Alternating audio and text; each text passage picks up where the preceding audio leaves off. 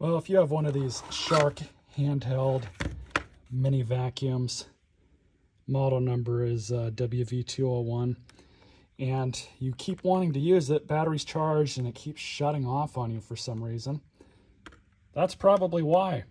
You need to take your filter out and clean it. Found this thing at the curb. These are relatively new machines, and it turned on and everything. I don't know why they threw it away until I took this filter out, and that's why. That filter is plugged up. It needs to be knocked out and cleaned, preferably with another vacuum. So I'm going to do that, and I diagnosed this pretty much by taking this filter out, seeing how messed up it was, and then turning this thing on without any filter on it. And it keeps running perfectly fine, doesn't shut off. All right, so as you all saw in the first part of this video, this thing was a trash find. It works perfectly fine, and in that video I showed that it was clogged, and because it was clogged at the filter had never been changed, or at least appeared that way. It basically clogged the machine up with filth and everything that had been vacuumed up. The filter itself finally clogged, and that was that. So whoever bought this did not maintain it. These things are really easy to service and maintain.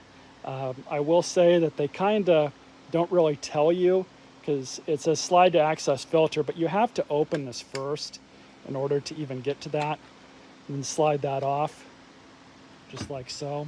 Now this machine has a smell to it, and that's because this filter got so clogged up that it just absorbed the smell. At that point, you really just want to replace it. In the description, I have a link to these on Amazon. You can get a whole bunch of these for a really cheap price.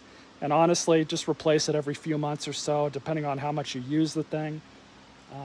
But as far as this one goes, that's trash. So before we put the new filter in, you just kind of want to look over everything, make sure that none of that dirt and filth got anywhere where it shouldn't. And right in here is the motor. When I first got this machine, I looked in here, everything looked fine. Didn't seem like there was anything that got inside the motor. But you also want to check down here too, and this little flap automatically closes when the machine is not in use, because when it's in use, it automatically pulls the little flap towards you. So you can just look this over, make sure that those two springs are there and in place. This one looks good. Still got the spring to it. I've already cleaned this thing out with compressed air. There was some fluff that had got stuck in there, and that blew right out. Same with in here as well. Could probably clean that out a little bit more with some isopropyl alcohol, but I'm not that worried about it. And you can also look inside the tube, see if there's anything obstruction-wise that's in there. These are really easy to service. I don't believe Shark makes filters for these available for some reason. If they do, they're probably really expensive and not worth it. But new filter, you got the little bucket handle here, and you just plop that in just like that. Of course, before you do that, just make sure that everything else I blew all this stuff out, but I guess I didn't.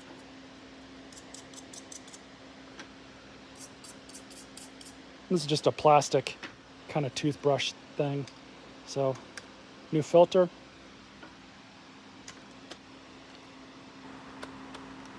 Just like that. Close.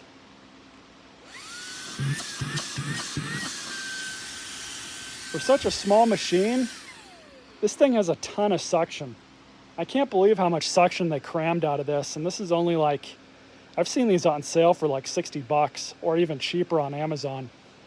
I can't believe it, but this might actually be a Shark branded product I would actually recommend. So let's get it back to the house and try it out a little bit, but it's pretty straightforward from here. That's where I've got the charger. Let's see how it works.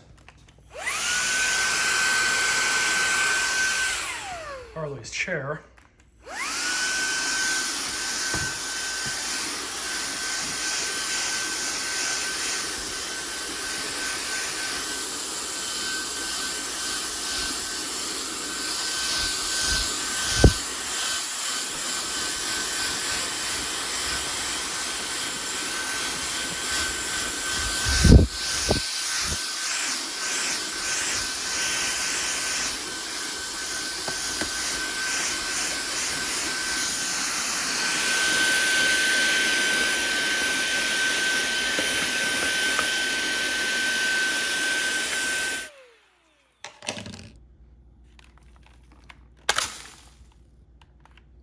That's a pretty cool feature, just flings it out.